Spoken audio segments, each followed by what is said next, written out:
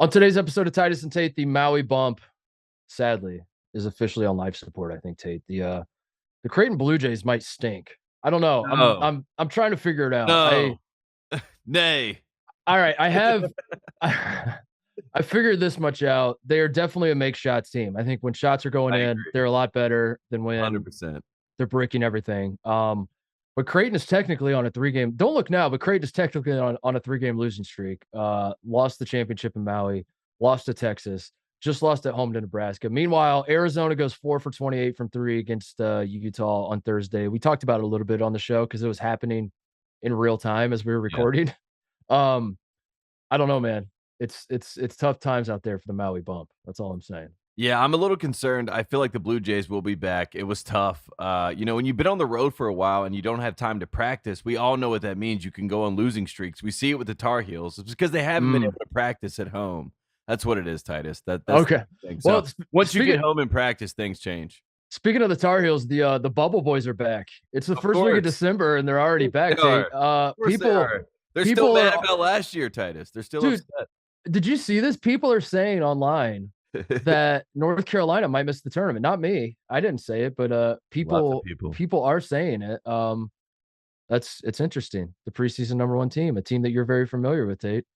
Lessons were not learned a year ago, but we shall see. I promise at some point we're not going to come on and every single show just say what's wrong with North Carolina to start the show. But I will say you showed a little bit of signs of life there in the second half against Virginia Tech. Ultimately, doesn't count for anything. Still a loss. Lost 4 straight. Maybe it does in the net. We don't know. I don't know how the net works, so hopefully it does. The net rankings are out. The first net rankings. We love the net here on this program. We do not understand it. It is the most confusing metric. I am of the opinion that the RPI was less confusing, even though the net was supposed to. I think it just boils down to we're morons. I think that's really what it is, Tate, because I don't think there's any metric out there that makes any sense to me. The net was supposed to be the chosen one that is very simple and very clear. Everyone would get it. Because the RPI, in the words of Dick Vitale, was shocking and wacky at times, and there would be wild results in the RPI. There'd be teams that were ranked like 3rd, and you're like, they don't belong there. What the hell's going on? The net was supposed to weed that out, but then the first net rankings have Sam Houston at what? 7th? Is 7. it? Yes. Yeah. So I think we're right back where we started. I don't understand the net, but the net rankings are out. The Louisville Cardinals are not in last place. So they're wrong. Something wrong. is wrong with the algorithm. No, so we decided we're going to have our good friend Mike Rutherford on to celebrate Louisville not being in last place. We get accused of only having Mike on when bad things are happening to Louisville, but Louisville is not in dead last in the net. So we thought, you know what? Let's pop some champagne bottles. Everything's going well. Everything's going well for Louisville right now. Also, we're going to do a little Wooden Award watch list maybe. Zach Edey is it already Zach Edey versus the field? The answer may surprise you, folks. I don't know. Maryland basketball, the Maryland momentum is happening. There's a ton going on, Tate. We have a ton to talk about. But first, Woody Durham.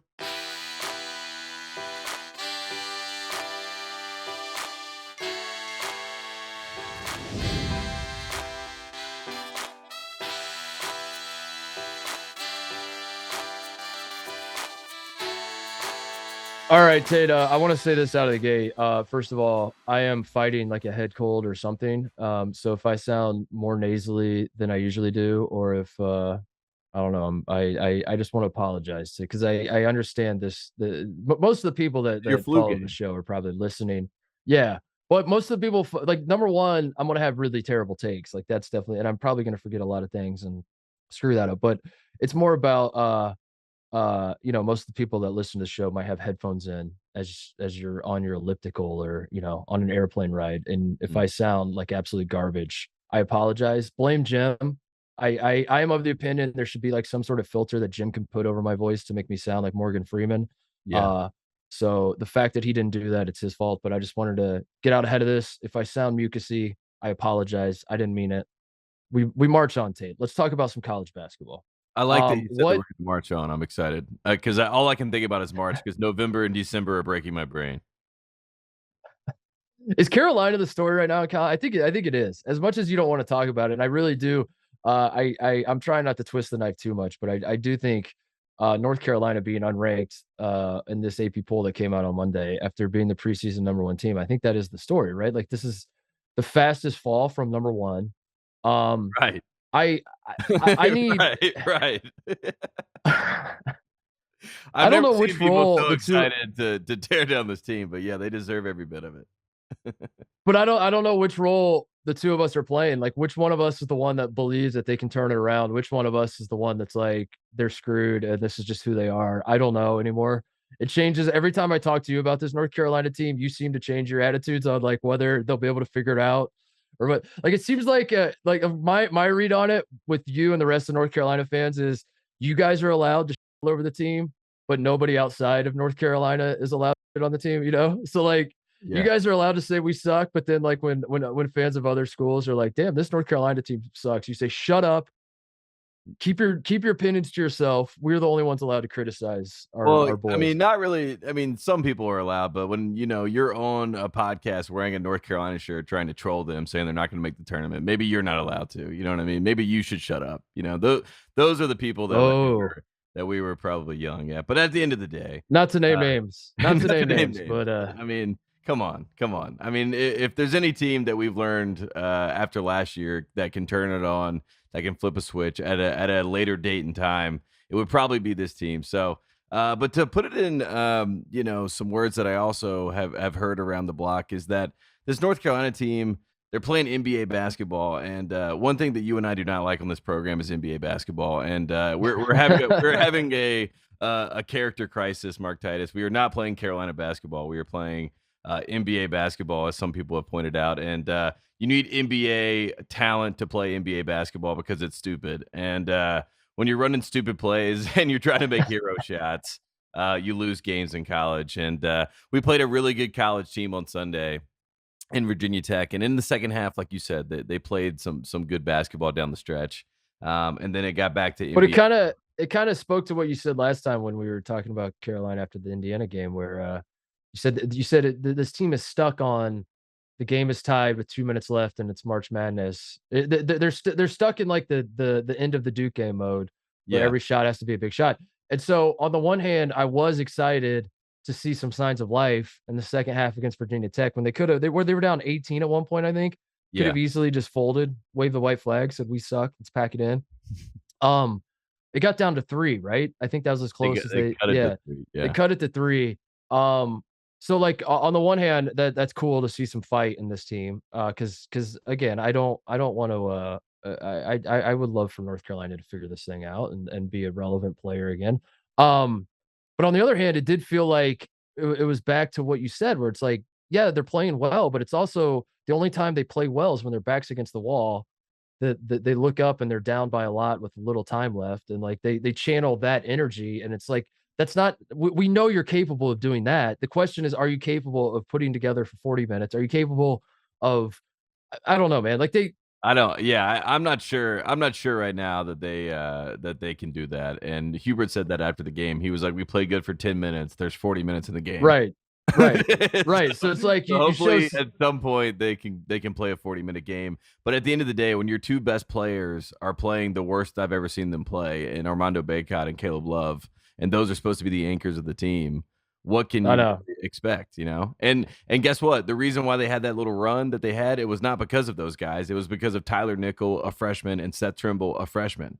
I was gonna say one of the encouraging things from the Virginia Tech game for Carolina was that it felt like Hubert was throwing more stuff against the wall and just to see what sticks. Like he was a little more willing to just be like, screw it, everybody get in, everyone try it. Let's see what the hell Yeah. happens here. Yeah. Roy Which Williams would have had the walk-ons on. He oh would have subbed out all the starters so many times so far this season. Like in oh Portland, yeah against Portland, that would have happened. We probably would have lost to Portland because he did that, but he would have definitely done that. And he yeah. would have done it against Iowa State because the message was not being heard. It may have been said. Obviously, it's been said, but it was not heard. And hopefully, I don't know. I mean, I think being out of the top 25 might be the best thing to ever happen to this team, Titus. But I don't know how. At first, I said being number one is maybe the best thing to ever happen to this team. Not being number one would be the best thing that ever happened to this team. But as they keep falling, I don't know what the best thing would be. But at some point, you have to play who wants to play and who wants to play for 40 minutes and compete and play with Um pace. Can you play with pace, Titus? That's what I would say if I was a coach. Can we I play with know pace? I I know. don't know. Well, silver lining last year we were dancing all over Memphis's grave at this time, but And then now again, we're right also next to Memphis in the net. yeah, right. But then also Memphis. I mean, I don't know if the season ends up for Carolina like it ended up for Memphis. I don't know if you're exactly sticking your chest out and saying, "Kiss our ass, haters. We Yeah, showed we you." were up You on know? Gonzaga Yeah, at halftime. yeah. I don't know if that's exactly the model that you want No, to I don't wanna follow, do but at the same time, like the talk of yeah, of course, a guy like me is going to be intoxicated by the idea of talking about the Tar Heels maybe not making the tournament. It's fun. It's provocative, Tate. It does get the people going. To say the number one team in the Yeah. country, first week of December, are they on the bubble? I don't know. Let's talk about it. Whatever. But Memphis was in a much worse spot last year, and they played their way in, and they were in a worse conference too, and they didn't have as many great opportunities. Carolina still like the ACC is not great, but Virginia Tech's a good team. They have no bad losses. Carolina still has no bad losses. Virginia is very, very good. You're going to play them twice. Duke, you're going to play twice. Um, Virginia Tech's a good team. I assume you get another crack at them. We'll see. I don't Yeah, know. it's You'll be also one of fine. those things where it's You the still same have Ohio argument. State and Michigan too, by the way. Yeah, you still have those 2 games. As long as if you could go 2-1 against the Big Ten, you're fine if you're North Carolina. So it's still there. And like you said, no bad losses. Alabama's top 10. Iowa State is, some people think one of the best teams in the country, hottest teams in the country, trending up teams in the country. All those teams are going to Our make the guy tournament that Parker. you lost to. All those teams are making the tournament. Of course. Yeah, yeah, yeah. And So it's not. if you win that Alabama game as you should have as the veteran team against a bunch of freshmen, then you're not in a situation where people are talking about the bubble. But that just Yeah. is what it is, and that is what you've let happen by losing these games. And at some point, you have to win the game. Just win, baby. Al Just yeah. Davis, just win. Like I'm tired of all the excuses and all the reasons why it's not happening, and the woe is me. I'm over it. Yeah. That's not Carolina. That's Duke. That's whining and blaming everybody else. And stop talking about the officials. It's not the officials' fault. Just win the game. Yeah. I'm over Well, it. let's move on. We don't have to. I I don't like people complaining about the officials. If you win, you win. You know what I mean? The officials are what they are. And if anything, the officials have been trying to help Carolina in these games, if I say so myself. You know what I mean? I'm like, they're Whoa, that's trying big to of you to say the, that. the Indiana game, they kept you. I mean, That is true. in the Yeah, game. Indiana I mean, was. Indiana would have won by 30. We don't need to talk about Indiana either. I'm sorry to Coach Titus, but Rutgers. No, let's talk about Indiana. Because let's pivot away from North Carolina. Because I don't want you. It's a sad scene if every single show we're just like, damn, dude, North Carolina lost again, Tate. What do you think this time? And you're like, same thing I said last time, Titus. I hate this team. Yeah, We got to figure it out. there. Indiana losing at Rutgers. Honestly, like I'm not surprised. We saw it. Yeah, we I don't think as first predicted on Titus and Tate. We saw. Yeah. Oh, shout out Andy Katz. Yeah. Yeah, Andy Katz came on the show and said that circle this game. This is the game that Indiana's going to beat North Carolina, then they're going to turn around and lose at Rutgers. Derek Simpson for Rutgers wearing number 0 and looking like Geo Baker and just falling out of control in this game was a ton of fun. But for the Indiana side of this, Rutgers is the boogeyman. I don't understand how Indiana has, like, it used to be, it still actually probably is, the Kohl Center, where Indiana couldn't win against Wisconsin forever. They just completely melt down at the Kohl Center. Like, I think Jersey Mike's Arena is becoming the new Kohl Center for Indiana. Also, this Indiana team, Jalen Hood-Schifino, which is what I said after they beat North Carolina. Jalen Hood-Schifino is the difference maker, not just in that he's their best, he might be their most talented player, he's their best NBA prospect. Trace Jackson Davis is the guy that's going to win all the All-American awards and all that, but like Hood-Schifino is the guy that the NBA scouts are foaming at the mouth over. He's the guy who makes this Indiana team different. He didn't play in the Rutgers game, so like as I'm watching Rutgers out tough Indiana and the I think they call it the trapezoid of terror. That's the nickname that Jersey Mike's Arena has I love it. has been brandished with by the Big Ten fans. Because like Rutgers, it's like no longer like kind of funny. It's like a legitimate threat that Rutgers beats like every ranked team that comes into Jersey Mike's Arena now. But when Hood-Schifino was out for back spasms, and you look up at the team that Indiana's put it on the floor, it's like basically the exact same Indiana team we've seen the last few years, as it turns out. And guess what happened? The exact same things that's happened the last few years. They lost to Rutgers. You know what I mean? They were fighting. Yeah. That's for Yeah. sure. So it's like, like all the Indiana fans of my life are losing their minds. Like, this is the same team. And I'm like, it's literally the same team. It's like Malik Reno is good. He's a freshman that's good. Shout out to him, I guess. But by and large, it's the exact same team, but Hood-Schifino's not on the court, and he wasn't on the court. So why would you expect a different result? Of course, you're going to lose at Rutgers. Of course, all the same like demons that have plagued Indiana basketball the last couple of years are going to rear their ugly head. So like, I'm not particularly worried about it, but I'm not particularly worried about Indiana moving forward, as assuming Hood-Schifino's back spasms don't become like a lingering thing. But I will say the hilarity when I called my dad after Rutgers beat Indiana, and my father last year when Purdue lost at Rutgers spent like multiple hundreds of dollars on Rutgers gear. And I asked my dad what he's done with his Rutgers gear, and I don't think I've ever like I would have been better off like being 16 years old and telling him that I got drunk and crashed the car, you know? Like he would have handled that better than me asking him the other day, like, so Dad, what did you do with all those Rutgers shirts you bought? He's in the backyard burning them. He's like, get these out of my face. Yeah, it was a classic trap game. And I think the only thing for Indiana fans, we have to together, Indiana fans should be pulling for North Carolina to be good, by the way, because they need North Carolina to be a quality win. And at this point, Carolina's a quad 2 win. And as much as it was a moral victory for we just beat the North Carolina at home, it doesn't matter if Carolina sucks. So Indiana fans, they should be on the bandwagon of getting Carolina back. And then they could have this classic Big Ten trap game, and it wouldn't matter as much. But if Carolina's no good, it matters more. And that is worrisome. So Indiana, let's all move in the same direction here. North Carolina needs to get back relevant, so you get a relevant win, and then we're all happy. It's hard to tell. I mean, it always is this time of year, but new AP poll comes out today. Top 5, I guess, have sort of distanced themselves because I as I'm looking at it, I'm like, yeah, I guess no matter how you fill out your ballot, those probably have to be your top 5. Houston, Virginia, Purdue, Texas, UConn.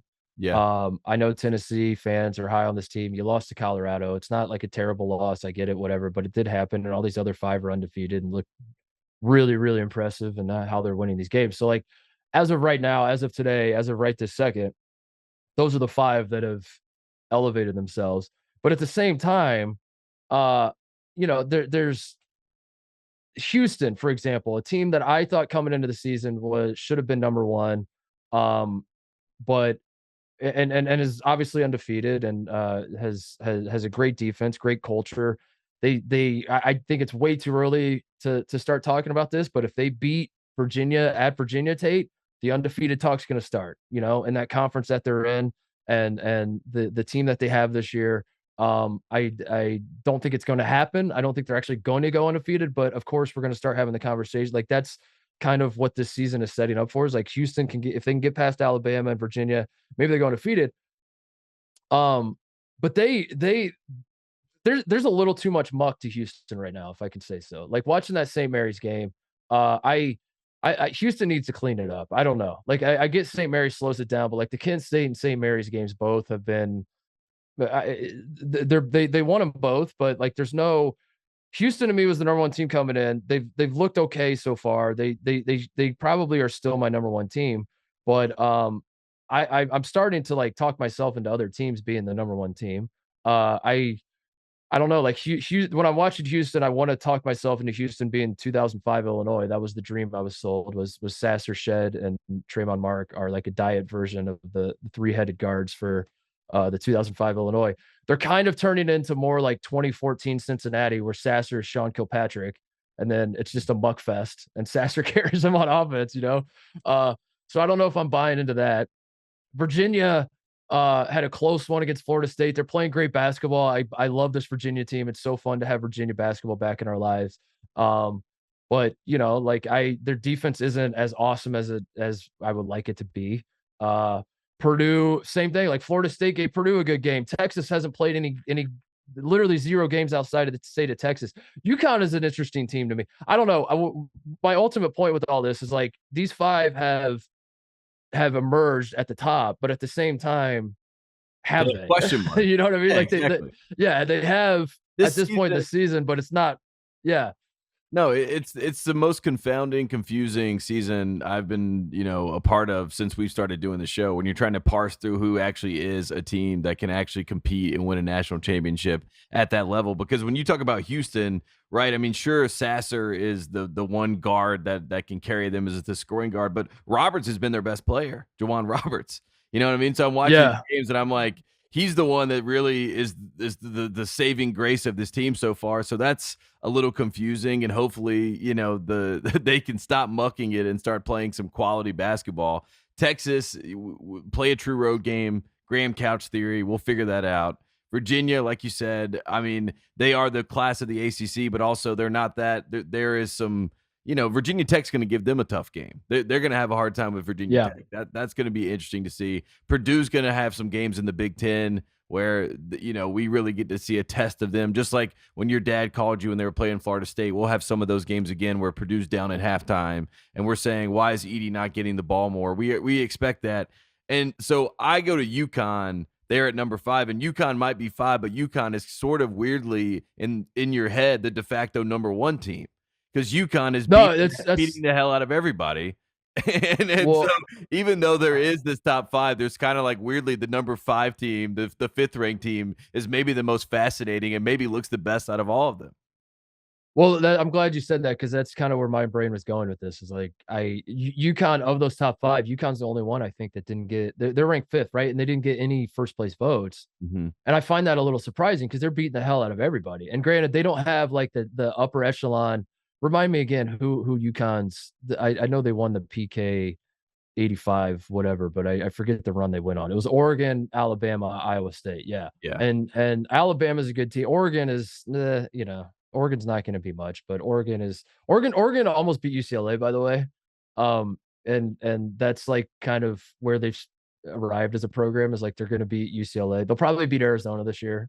They'll probably beat they might like be on the bubble by the end of the year. They have some pieces, but Oregon's not, Alabama I think is a good team. Iowa State's a good, but as far as when you're stacking up UConn's like top wins against some of these other teams, none of them, they don't jump off the page like the other, the wins some of these other teams have.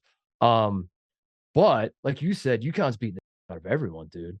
And Andre Jackson, dude, that guy is, I mean, he is like, he's the best defender in the country. I'm ready to say it. I'm ready to say that he's the number 1. If he's like the guy that I want no part of. If you're a team, especially that has like one guy that carries your offense, and you're going up against UConn and they just sick Andre Jackson on your guy, like I want no part of that, man. Yeah. Now we keep talking about the true road games and all that kind of stuff. UConn does have Florida on Wednesday in Gainesville.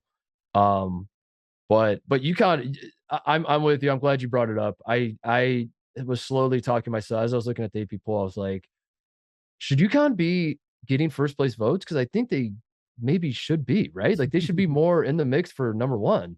Yeah, I'm afraid to say UConn's number 1, because the last time I said a team was number 1 was Arizona, and since I've said that, they have looked like a totally different team. So I don't think I'll ever say anyone's number 1 again unless I'm trying to smite them.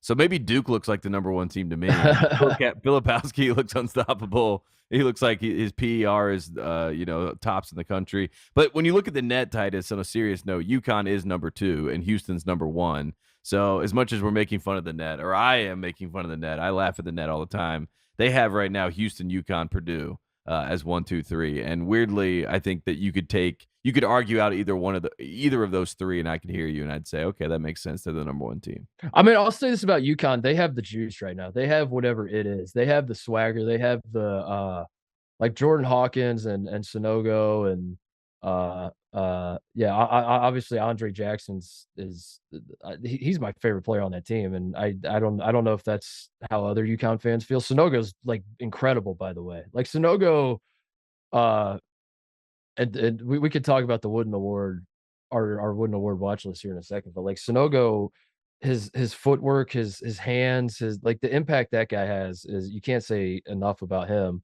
And then they bring Klingon off the bench, the 7-2 guy, and it's like, my God, this team's incredible. I don't know, when I watch UConn, the juice that they have, though, the swagger, like I said, I saw Sonogo did an interview after the Oklahoma State game where he just said they thought they were going to win. They weren't. They had no chance. We were in control the whole time. And that building is on fire. Dan Hurley is like, he's already, he was already their guy. Like I think at this point heading into the season, UConn fans were already fully behind him. but that symbiotic relationship, like he's a perfect guy for that program. You Yeah. know, He fits really well. it's a great cultural fit, and yeah, I think like the momentum that UConn is building is very, very real and very tangible, and the fans are losing their minds over it. I will say that. Like UConn it's like UConn and Maryland right now are like the two loudest fan bases Yeah. in terms of like, I mean, and they want you to know it, and, yeah. yeah, I mean, when you just talk about, I mean, UConn basketball in general, that history, I mean, the UConn fans will argue Jim Calhoun is the GOAT, usually when we hear people talking heads, they'll say Coach K or Bobby Knight or Dean Smith or whoever it may be, but John Wooden, but, the UConn faithful, they're like, "It's Calhoun, no doubt about it." They expect to win championships. Obviously, they have done that at a high clip in this century. So we talked about who was going to take Villanova's place. UConn was right in our face. UConn is probably going to jump on the throne there and be the class of the Big East. And So I guess like that's the question, because coming into the season, North Carolina is. I don't want to be too. I don't want to exaggerate too much, but I would say we'll say consensus. Consensus feels fair. North Carolina is the consensus pick to win the ACC. Would you say that's fair? Yes, of course, right? yeah, Indiana is the consensus pick to be the best team in the Big Ten. Creighton is the pick to be the best team in the Big East, and like it's not to say that these three teams were head and shoulders above everyone else, but like it was to a point where if you picked anyone other than those teams, you were looked at like you were a little weird, like you yeah. have to really show your notes and explain why you might think that. And now you look up, Purdue seems to be, again, I'm not going to say head and shoulders better than Indiana, but like comfortably, if you ask people who's the best team in the Big Ten, I think Purdue is pretty much Is the everybody's answer. answer. Yeah. UConn at this point is pretty much everyone's answer for the Big East, and Virginia is pretty much everyone's answer for the ACC. Now the question becomes, like, moving forward, are we still going to stick with that? I don't know, but that's pretty fascinating because those three teams, Creighton, Indiana, and North Carolina, it's not like no one thought they would have challengers, but you know, and again, it's not like they were unanimous picks to win the whole thing, but they were pretty much the consensus. Like these are the guys. It's You're not, a hater if you're not picking these yeah, guys to win. Yeah. right. And now it's December 5th, and we've already thrown those three out, and we've got three new teams in their place.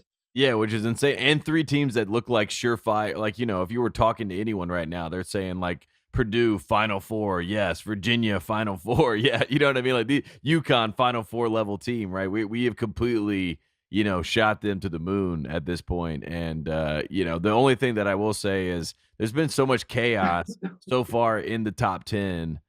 With these teams falling in and falling out and looking good and looking bad. There's been so much that, I mean, it is college basketball and you can just throw the rankings out, but it is a seesaw that is fun to witness and fun to watch. And I think the teams that will be the hottest teams going into March will be different than the teams that probably win their conferences just based on how long this season is. So if you're Purdue, you're trying to maintain, keep everybody healthy and get to March. The Big Ten is going to be nuts. And I know that every non-Big Ten fan has had enough Big Ten discussion in their faces to last them a lifetime at this point. Talking about a conference that, as Jim Boeheim explained to us, bed every March.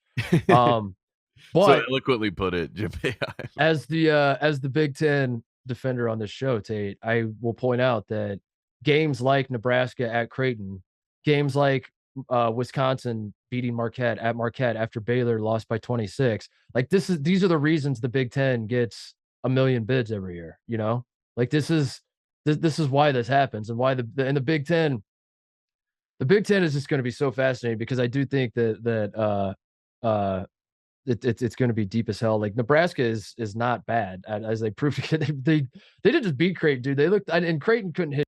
I get that Creighton's got some problems right now. They're not playing defense to save their lives. And they keep thinking that like the next three that they pull is going to be the one that pulls. They're playing like Carolina. Yeah, they're playing like Carolina. Yeah, they've dug themselves into a hole, and Baylor Shireman's like, I know what it can get us out of this hole. I'm going to hit a 40-footer. yeah, exactly. But Nebraska is not, like, Northwestern beats Michigan State. Penn State is a sneaky team, man. If you haven't watched Penn State play this year, Pickett on Penn State is a guy. He got a triple double against Butler. but they are a 3-and-D team. You know, they'll jack a ton of threes and they play great defense. And Pickett's like All-American caliber good. He's not going to be an All-American, but if you catch him on the right night, you're like, is this guy the best player in the country? Mhm. So I don't the Big Ten's fascinating to me because it's going to be super deep, but then at the same time, like we keep saying, like you see Indiana lose at Rutgers, and you're like, Indiana, you're supposed to be the team that's going to win the national title. You can't even beat Paul Mulcahy. You can't even Yeah. beat a Paul Mulcahy team at Rutgers. What the hell's going on here? You don't even have the Ron Harper, Geo Baker excuse anymore. You're letting a freshman and Paul Mulcahy beat you. Um, so But that that's fascinating.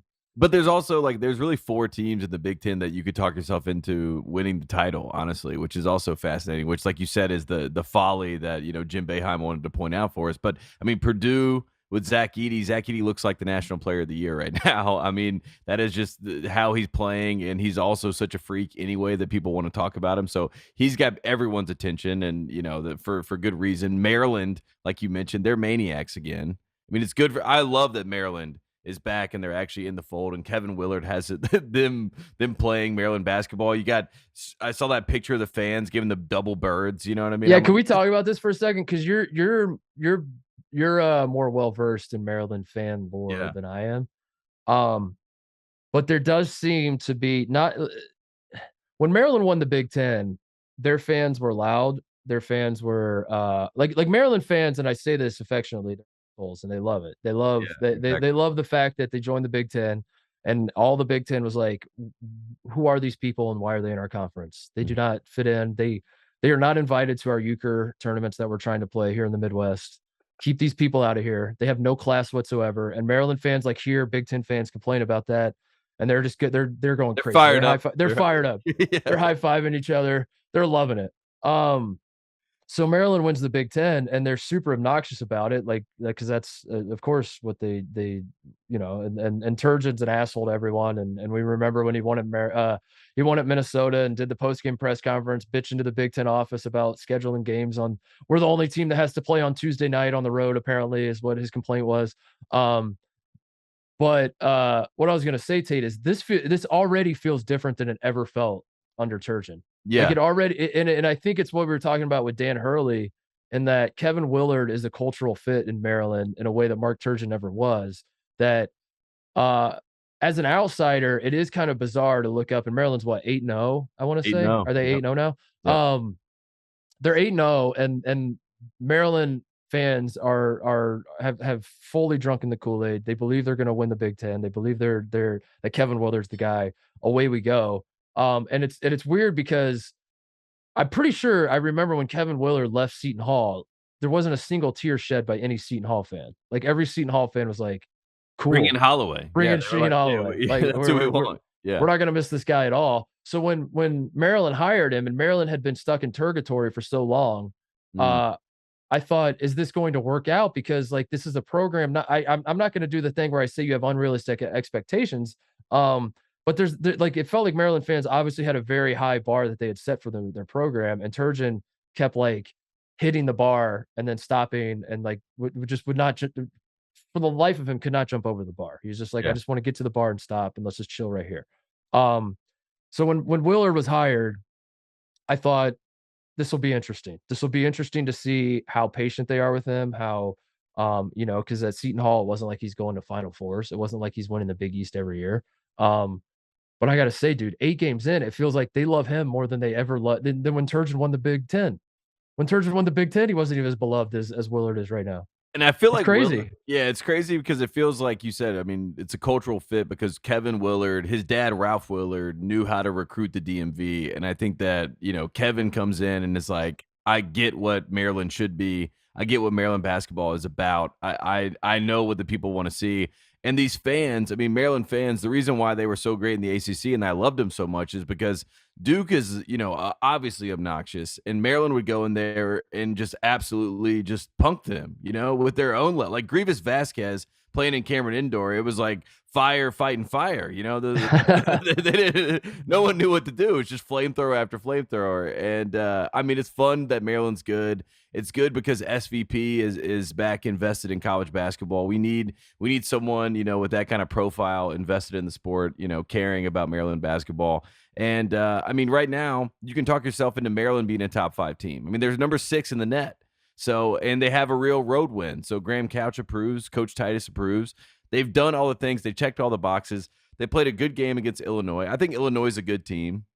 I think Illinois is also a team that I would include in that national title Final Four group, Indiana as well. So, I mean, I'm talking about 4 Big Ten teams right there that have your attention, and it's fun that Maryland's one of them because, like you said, even when Turgeon was preseason number 2 and has Melo Trimble and all these pieces, for whatever reason, you were kind of like, okay, we'll see. That was always the kind of the temperament around it. And right now, I'm looking at Maryland and I'm saying, oh, they're kind of scary. And Kevin Willard has these guys believing that, they should be one of those teams.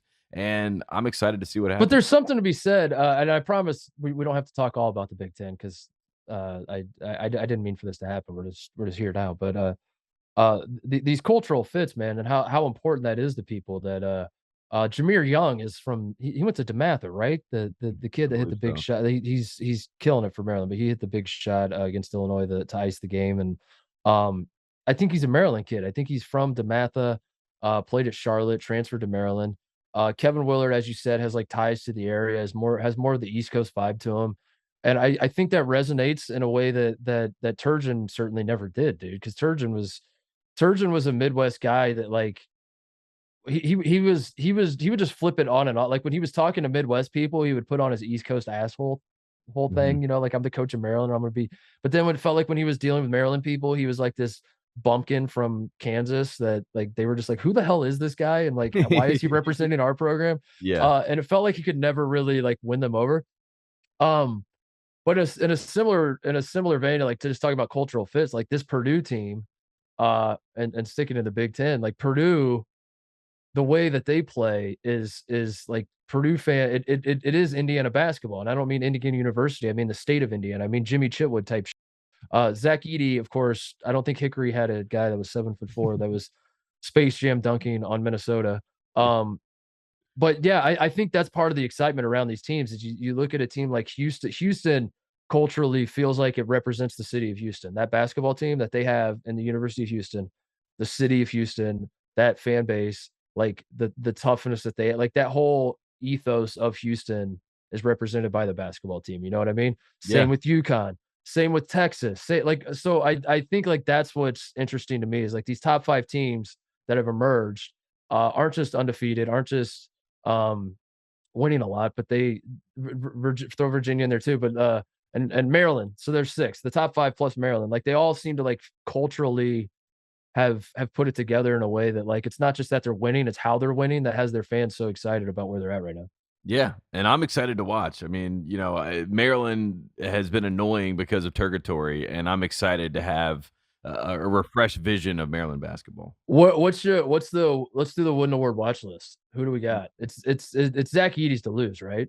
Yeah, I think at this point, right? I mean, I want to talk myself into other guys, and obviously guys have had big games, but Edey just has done. I mean, we joked that Obi Toppin, your favorite thing to bring up during that run was that he dunked between his legs, but I think now we can continue to point to that with Zach Edey. I mean, this dunk that he just had, I had like little cousins reaching, they're like, this is sick. I mean, Zach Edey, he's like, this is the one to describe it to people that didn't see it.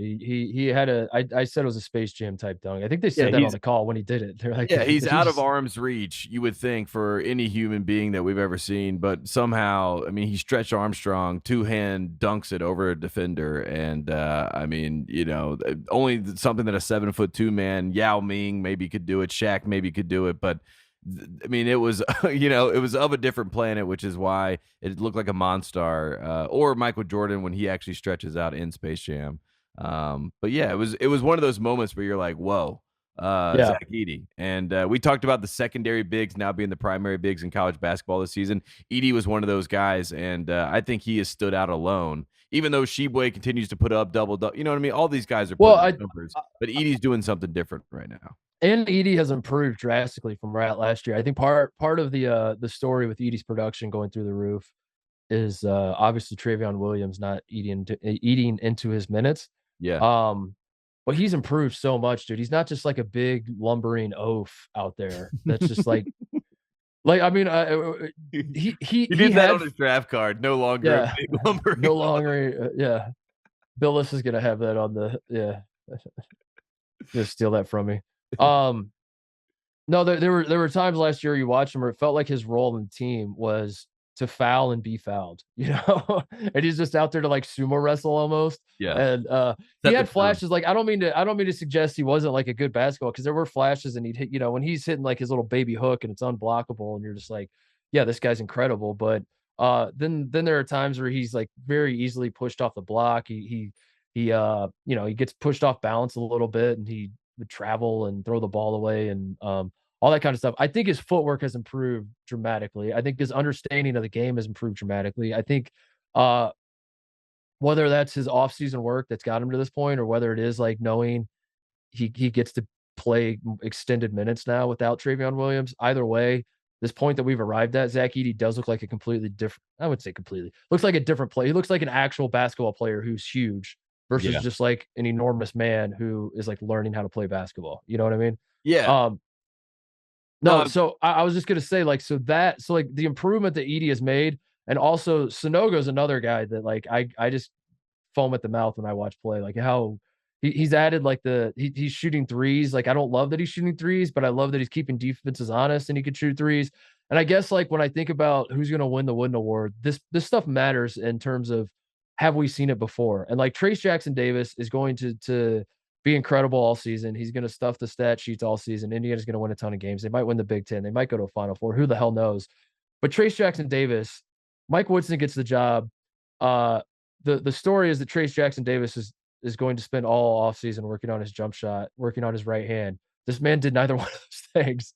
He's still the exact same player. Now, the player that he was great, and he's going to continue to be great. But like, as a guy who's you know, as we're talking about like these sorts of awards, like that's the kind of stuff that, and I think Oscar's going to fall victim to the same sort of thing. Like, what is Oscar Tshiebwe? What is he doing this year that he didn't do last year? It's not fair. That's not how it should work. I understand that, but I think that matters, doesn't it? I think so too, and I think that's why I like Umar Ballo, you know, for Arizona is another guy who probably will end up, if he continues to play like he is, like because of the improvement, you know, in his game and the fact that he's putting. And it's just new. It's like a novel thing. Like Drew, that's why Drew Timme, I never took seriously as like National Player of the Year contender this year. It's like there's no way that Drew Timme's got to average like 30 a game for people to like be wowed by him at this point, because we know who he is. He does the same, and he's a good player, but it's just kind of. Hunter Dickinson's the same thing. I mean, Hunter Dickinson's the same thing. You put up 20 and 10, that's amazing. But like you said, I mean, it just feels like it's expected almost, which is unfortunate because that's not how it necessarily always goes. But Edey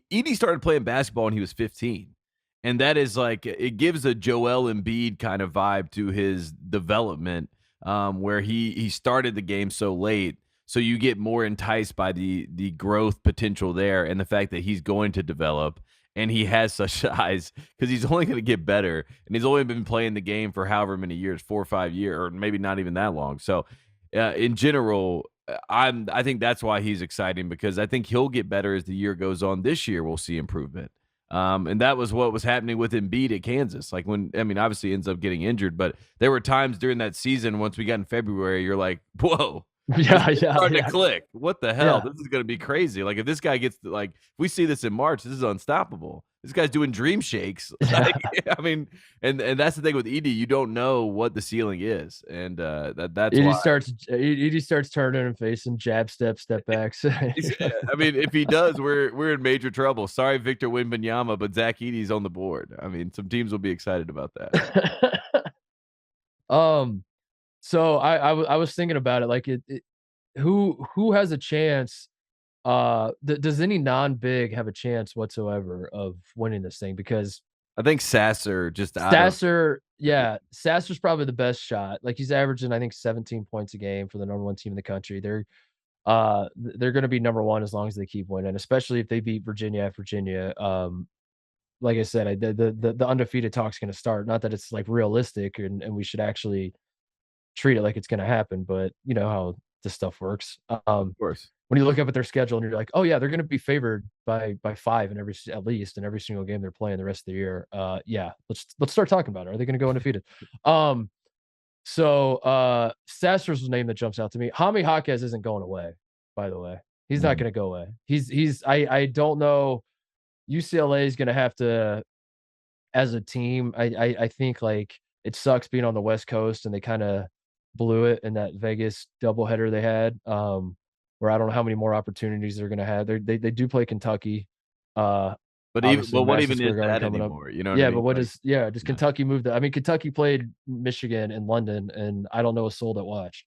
I don't know a single person. It was probably the worst timing ever. I know that, they had to push it back apparently because of COVID, so that's why it was when it was. But it was the most innocuous game, anonymous moment in college basketball history. You know what I mean? Like, it was great that it was in London. What a mile marker, but also no one saw it. I mean, yeah, they were playing in London as England was playing in a World Cup game. NFL Sunday's going on. Not the time. One guy that I think is very much in the hunt that I don't know. He's very much in the hunt and will also be around for a while is Jalen Wilson at Kansas. Yeah, I agree. I think he's averaging 22 points and 9 rebounds a game right now, dude. And Kansas is looking better, by the way, too. Yeah. Kansas is one of those teams where they're hanging around and they're already, I think they were still like 7th in the AP poll. So, I mean, and they've only lost one game. And he has Kansas is not only obviously a blue blood and defending national champion, but playing in the Big 12. That stuff matters to where you have opportunities to play in big games regularly where you're on. That's what I worry about with Sasser. Like Sasser's blueprint has to be the Jameer Nelson 2004 blueprint, where I don't think they necessarily need to go undefeated in the regular season, but Houston just has to win a ton of games where they enter the NCAA tournament with like 34, 35 wins. Well, I guess that might make them undefeated.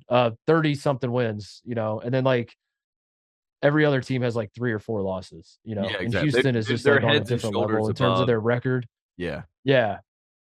And Sasser's averaging 18 a game, and like that's his blueprint to winning player of the year. A dark horse, Tate, that I'm not saying is in my top 5, but I'm saying let's keep an eye on him. Watchlist. This is watchlist talk. Okay, let's talk. Chris Murray at Iowa. He is going to his brother. He's his brother. He's literally he's a twin. His twin brother was incredible. He is also pretty much doing what his brother was doing last year. And I think he's a guy that like is not on people's radar because Keegan Murray went to the NBA and everyone's like, okay, thank God we're done with that guy. You're not done with that guy. There's another one of them, and he's still there, and he's very, very good. And he's gonna have nights like the opposite. Instead of going right, he goes left. He like does everything the opposite. So if you learned it, right, then watch out for Chris because you have to. It's totally different. So that's fun too. Yeah. So but Virginia, I don't think like Virginia's problem is they're too balanced. Like Beekman and Franklin and Gart, like they're all too. I don't think any of those guys have any shot, do they? Beekman's the only one that would really stand out, but I don't think I can't see voters getting behind a Reese Beekman push. I think Beekman could win ACC Player of the Year, but I don't think he could win National Player of the Year. What about the Texas guards? Tyrese Hunter, Marcus Carr, one of those guys. I mean, Hunter. Do they have any sort of path? I mean, Hunter already won the freshman of the year in the Big 12 or newcomer of the year, whatever the title is for them. But so I could see him being back into the award situation, but maybe there's some sort of shadow reasoning behind him not getting the votes because people are a little upset he transferred, in conference. So maybe that holds him back. Carr also will freeze him out of games and keep the ball. So I think a lot of people when they watch Texas will think that Marcus Carr is the star. Yeah, I think Carr has a better shot. Yeah. I think Marcus Carr has a better shot because Marcus Carr has more potential to score 32 points at Kansas or something. Exactly. Or have that game. Have that Heisman moment. Yeah. Game. Yeah. He's more likely to have the Heisman moment game, as you said.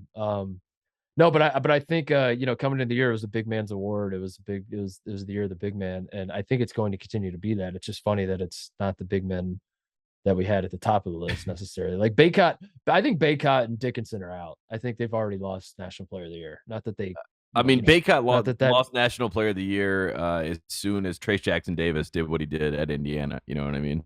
And granted, yeah, Baycott was hurt or and all that sort of stuff. But at the end of the day, you can't go up head to head against someone, you know, that's supposed to be competing with you for that kind of position, and they dominate, you know, the matchup. So yeah.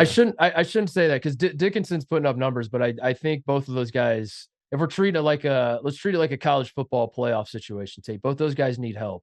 Like Dickinson's going to keep doing what Dickinson does, and he's going to, you know, post double doubles but Michigan is not looking particularly great right now.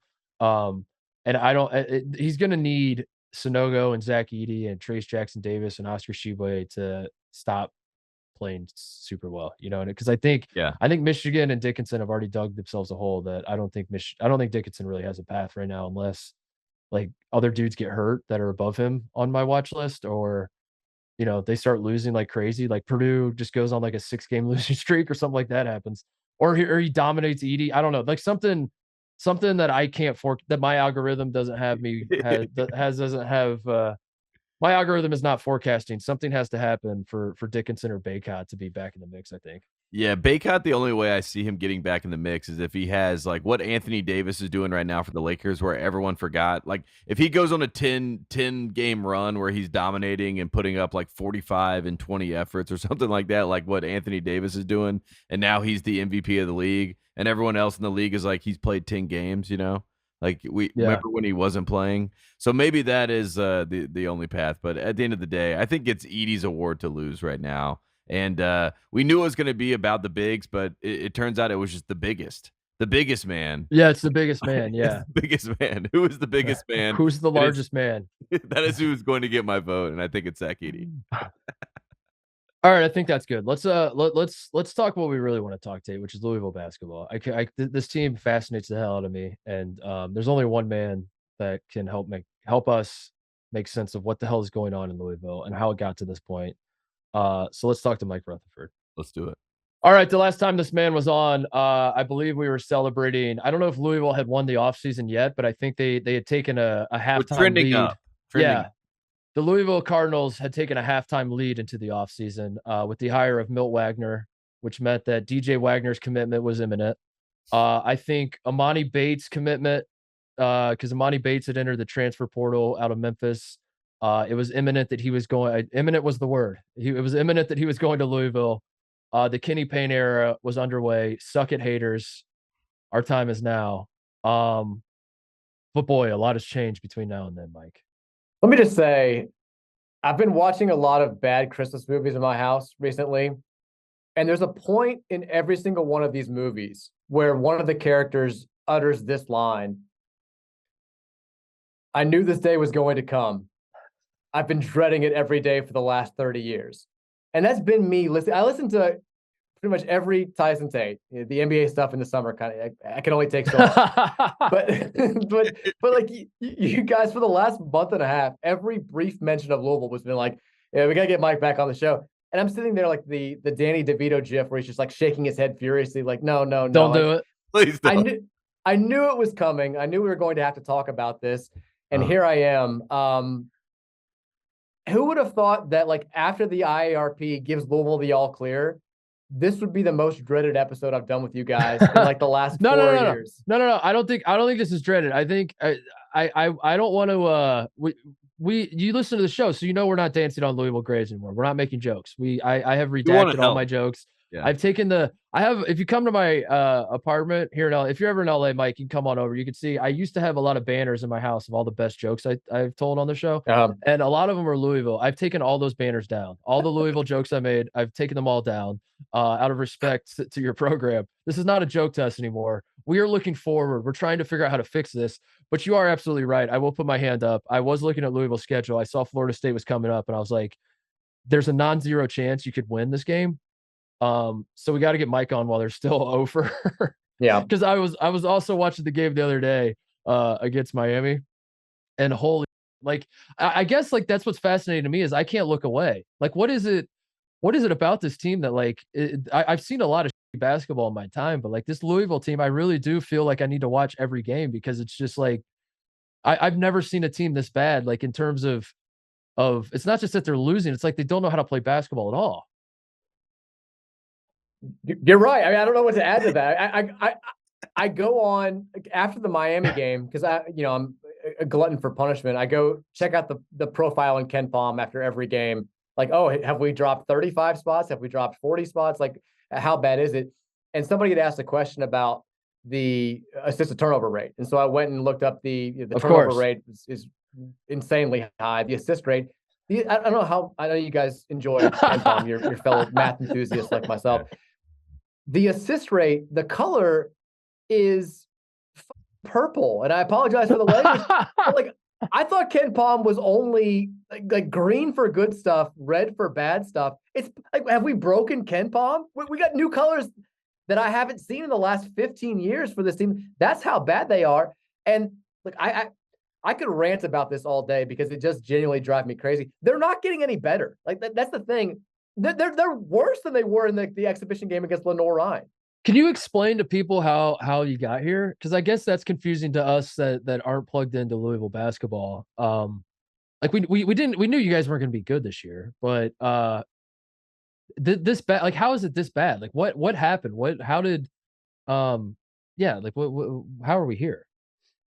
Everybody deserves blame. Like that's what it has to be. Like you've got guys, because in town there's still very much a divide. It's weakening between people who believe Kenny Payne can still do no wrong and people who think Kenny Payne was a terrible hire and should have never been here in the first place. Certainly the latter group is gaining more momentum in recent weeks, but you still have some people who are like, look at the players last year. Chris Mack said he couldn't motivate him. Chris Mack said he couldn't get through to him. He never knew what he's going to get from them on a game-to-game basis. You got to start blaming the players, right, Mike? And I'm like, this is the worst start in the history of Power Conference basketball. You blame everybody. There's nobody. The water boys, the players, past players, the coaches, Kenny Klein, the SID for leaving this program high and dry after last year. Everybody deserves blame for what's going on here. Mike takes blame. I did the voice for the intro video last year, and it was like I was like a lifelong dream. I'm a huge U of L fan. Like my voice is at the KFCM Center before every game. And of course, it was the worst season in the history of my lifetime. So the one saving grace right now is my intro video is no longer the worst season in the history of Louisville basketball. It's all I have to hang on to. But this, like, how did it get this bad? This summer, I mean, like, I kind of tried. I feel like I tried to warn people, and I don't want to toot my own horn, but I love to toot my own horn. And I was like, you guys, this team, we may be worse than we were last year. We got nobody in the transfer portal, basically. Yeah. We got 6 guys coming back from last year's team, which great. It was the worst team of any of our lifetimes. How much do you really buy into that? Them back? Yeah. Exactly. I was like, this may not be more than like an 11, 12, or 13 win team. And people flipped out on me over this. Like I was labeled anti-Kenny Payne. I was labeled a Payne hater. I'm like, and now it's like 12 wins is a dream for this team. Like they may not get to 4 wins. What do we? And so I think everybody's kind of wondering the same thing that you are. There's enough, like this is one of the least talented teams of my lifetime. That should go without saying. There's still more than enough talent on this team to not be losing every game by 15 plus. Louisville had never lost more than 3 games in a row by 15 points. They've lost 5 straight games by 15. Louisville has had they've played basketball for 110 seasons now. They've had one season in 110 years where they've lost 20 games. It was Denny Crum's. It was 1998. UK won the national title. We beat them. Who cares? Not a big deal. We beat the national champions. Lost 20 games. This team is now flirting with going like 1-30 or 2-29 if things don't change dramatically. It's bad. I think we all sort of thought it was going to be bad. There's no excuse for it being this bad. There's no excuse for it being this putrid. And every game, like I said, it seems to be getting worse. The effort level's not there. And that's the one thing that drives me crazy if we're talking seriously for a second. It's fine to not have the type of talent that you are hoping to have moving forward and you get it going on the recruiting trail. The one thing that I think we all expected from this team, and the one thing that everybody expects when there's a big coaching change and the past regime was viewed as unfavorable, you expect the team to play just balls to the wall. You expect them to play their asses off every time. They're not going to get outworked by anybody. This team gets outworked by everybody. And it's why there are so many dramatic, like there are red flags everywhere right now because he cannot motivate this team to do anything. And it's driving everybody nuts.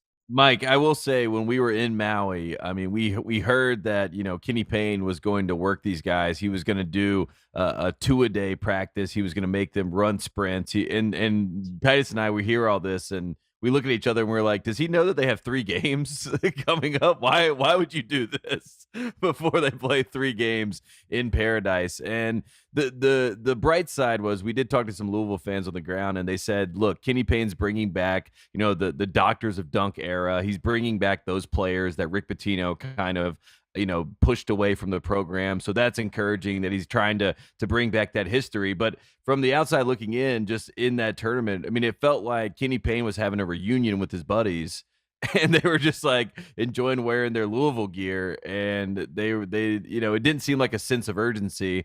But again, on the bright side, if you look at the net rankings, Houston Christian is below you and Hartford is below you. So Louisville, not the worst team. That's true. You're not the worst team in the net, Mike. So there is some things to spin forward, but Titus and I think we have, Titus keeps putting out the Batman meme for Rick Pitino, but we're at a point where we got to hire somebody, I think, and it might not be Rick Pitino, but it might be Rick Stansberry, who's also in Kentucky. Don't say that. Don't do that to me. Not right now. No, Mike. What's the move though? Because you can't.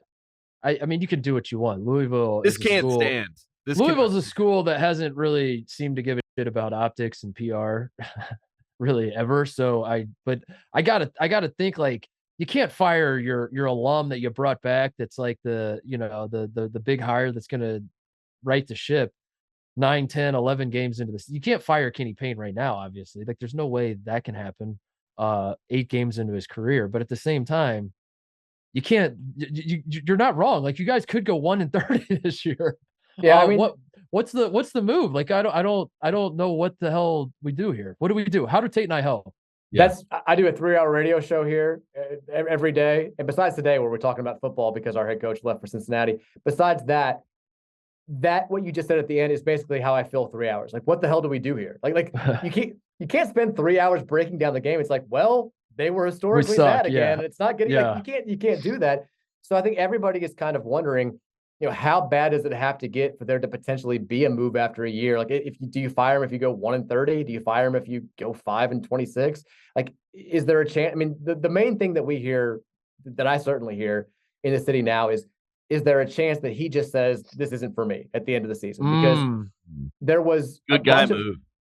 Classic good guy move. That's a good guy move for sure.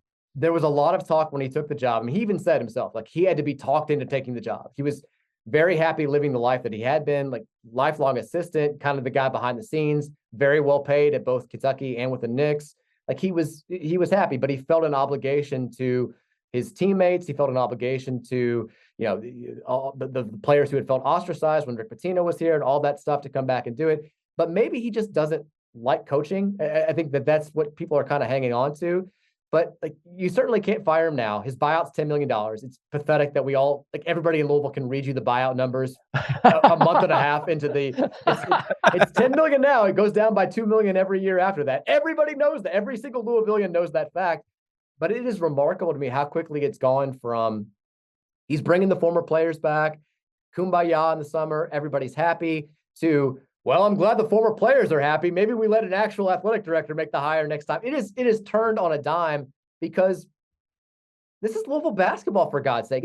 10 years ago, we were about to win a national title. That team's going to be honored this season when they play Clemson, and the record may be like 2-18 for that game. It is. I'll say this, and I've said this before, I'll say it again. I never thought, regardless of the circumstances, death penalty, 2-year postseason ban, can't play on TV, some weird NCAA rule where you can only play guys shorter than 5'8" because the NCAA hates you. I never thought it'd ever get this bad. Yeah. And it has. And I don't know where you go from here. Well, the good news also, just one last point, the good news also is that California is 0-9. So you are not the only power conference team to be struggling at this level. And California is also a program that should be, at least respectable. So if I'm Louisville, every single day I'm tweeting out California and they lost another game. I am deflecting all propaganda to California. Don't press the same breath as Cal. Come on. Is that what's happened? I mean, you're still, like, top 10 all-time wins, all these Final Fours, all these national titles. And now we're like, hey, we're the same as Cal. A current general writer, Brett Dawson, does a great job covering the team for the CJ as the beat writer. He's like, this is the dumbest thing I've ever written, but I'm running out of ideas at this point. He interviewed me for a hypothetical if Louisville played Cal, Yeah, what would that's happen what type game. And I had to research it. I like broke it down. I'm like, well, Cal has been better against power conference teams. They haven't lost by 15 in any of their 5 tries. Louisville's been better against the bad teams. Cal was terrible against their bad teams. Louisville lost by 1 in their 3. And then I was like, looking at their KenPom profiles, they both do one thing kind of well, and shoot free throws. There would be 73 turnovers combined in this game if they played. I took Louisville 17-16. I don't feel overly confident about that, but I think we'd get the job done.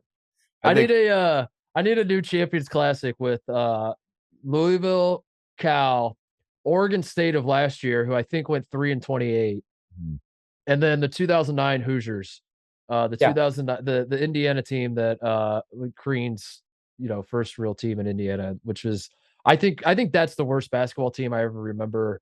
Just being appalled at how bad they are, and I'm not even saying this for effect. Like I would rather watch that team play than this Louisville team, because that team, what you were saying earlier, Mike, like that the 2009 Indiana team was I'm going to say it, like, and there's been a lot of shitty Northwestern basketball teams.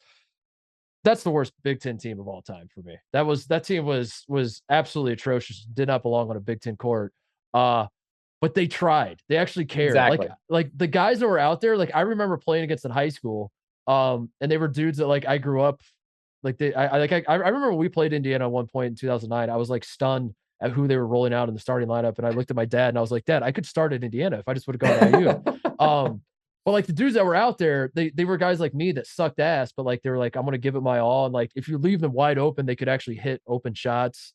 It was just, they were just basically an intramural team. This Louisville team can't dribble, they can't shoot, they don't seem to care. I think your solution is you hope for. I think you hit the nail on the head. I think you hope that Kenny Payne pulls a Mark Turgeon and quits in the middle of the season and blames it on the fans and says everyone is really mean to me, and it feels like people really seem to not like me as the coach, so maybe I should leave, I guess. The one, I mean, going back to the effort thing, because you're totally right. Like watching that Indiana team, I remember watching some of their games when they would get close to winning. Like my IU friends would be like, "Oh, we got to turn the game on." I'm like, "We're watching IU Northwestern at 9 p.m. on a Saturday night. Like, what are we doing here? We're 23 years old. Let's go have fun." But like, they played hard and they gave effort, and I think that's what everybody was expecting from this season. The worst straw man argument that is driving me crazy, because look, Louisville fans are on both sides of this coin are extreme, and understandably so. I think everybody is. It all goes back to the last 5 to 7 years and all of the fan base has been through. Everybody is so desperate for this thing to get back to being fun, for this to get back to being the Louisville basketball that we all grew up with, that was in our DNA since birth. And that's why I think you see people that are so extreme in their opinions. But the pro Kenny Payne side that is adamant that he's going to be the guy that can get us back to prominence, them saying, you guys expected him to come right away in year 1 and turn this thing around and get to Final Fours. I'm like, nobody expected that. Like most people didn't think this would be a tournament team, but they expected them to at least play hard. This team, I mean, they're giving the ball away on dribble handoffs and then just not running back and watching like the other team miss 4 layups before we even have one guy that's in the picture on the screen who gets across half court. It is mind-blowing how little they seem to care. And that was our biggest issue with parting ways with Chris Mack, was he couldn't motivate the players. They seemed to have some bad attitudes. I mean, we've got Sidney Curry was this team's best player down the stretch last season. He went head-to-head with Armando Baycott in the paint and played very well against North Carolina twice last year. Just put up 28 against Wake Forest, was great in the ACC tournament against Virginia. And he comes out this year and is a ghost out there in the post. He does nothing. And we keep asking Kenny Payne, what's the deal? And he's like, well, it's his bad conditioning. You said all we did this summer was condition. How does this happen? How is this not your fault this is happening? There are so many just mysteries with this team that don't make any sense. It is all bad. And I think I said on your show the last time I came on, there were 2 ways for Kenny Payne to kind of put skeptics like myself when he was hired on his side, to give tangible evidence that he's the guy who can get Louisville back. The first way was to overachieve on the court this year with a limited roster, not coming close to happening. Mm-hmm. The second was to kill it in recruiting. You're a top 6, top 7 all-time program. You're hiring a guy who's never been a head coach. There has to be a give to that take. And what we were supposed to be getting was a guy who's going to get the type of recruits that Louisville's never gotten. Even under Pitino, even in the heyday of Crum, like he's going to bring in 5-star guys. I don't know if you guys have been following. That's not exactly happening right now either. Like he's giving the fan base right now, and maybe this changes in the next month or so. I hope it does. He's giving the fan base nothing to hold on to and point to as far as having hope for the future. Outside of a 7-point exhibition win over Chaminade, there's been nothing. All right. Well, let's find Besides something. that. Then. You got Florida State on Saturday. Cameron Fletcher is out for the year, right? They officially announced that fall he had at Virginia was that's the like watch it once and then never watch it again type injury where you're just like turn that off immediately. But it's at Florida State. Florida State has been they're not good, but they're at least competitive, and they played Virginia well and they played Purdue well, and we're not feeling good about this one, are we, Mike? Which one are you certain? Like, was Western Kentucky? You got Western Kentucky at home. Do we have any confidence in that? No, you're shaking your head. No, that's We're using the hashtag. I've been using the hashtag all eyes on December 17th. One, it's Florida A&M. it's the Louisville Cincinnati bowl game now, but it's Cardmageddon. This is the biggest day in program history. We're playing our old coach, who's not going to be coaching in a bowl game, our old rival, and we're playing Florida A&M, who's the worst team on our schedule and the only team that it feels like we should probably be able to beat. You know, they just lost to somebody we played by like 1 million. I can't remember who it was, but they're terrible. Florida State, we've had like in Tallahassee, Louisville has not been able to beat Florida State at all recently. Like they have owned good Louisville teams. I can't imagine. I know they're bad, but this is the worst Louisville team of all time. I can't imagine that's going to go swimmingly for Kenny Payne down there. Western Kentucky, they're more talented this year than they were last year. They hammered us last season and then turned around and lost to Kentucky by 30, which made us feel terrible.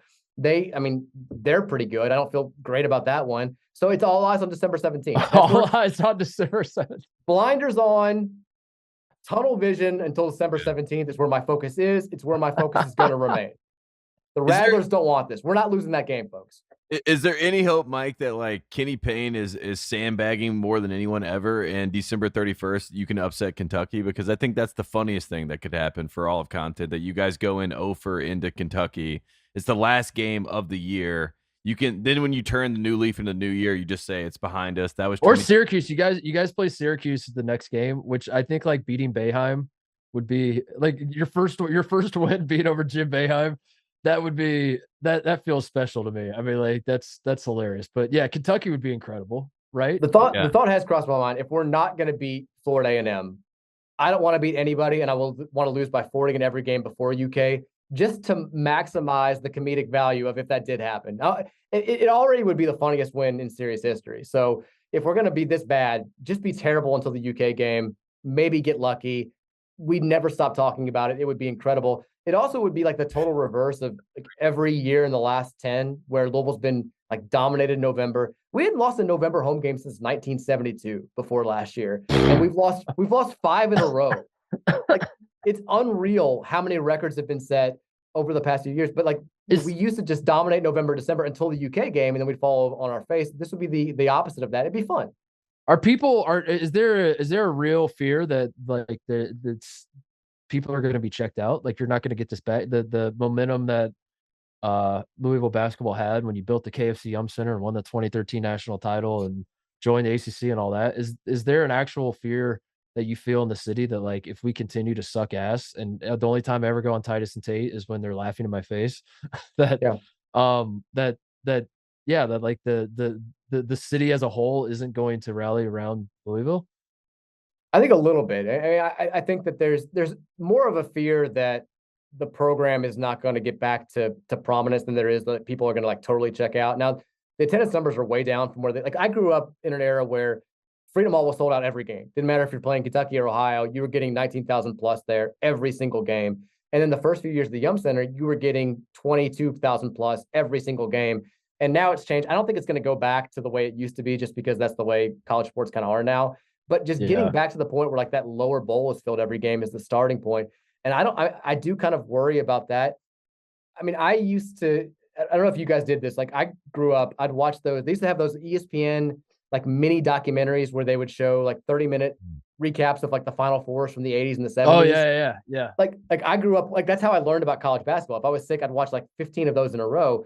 And I remember like seeing all the Final Fours with Houston in the 80s and seeing how good those teams were, and going to my dad and being like, Dad, why does Houston suck now? Like, this is how could you possibly be that good and be so irrelevant now? And Dad's like, it's just kind of like, it blew my 8-9-year-old mind that this was even possible. And I did think you kind of worry about that as a Louisville fan. Do you go by the way of DePaul? Do you go by the way of Houston?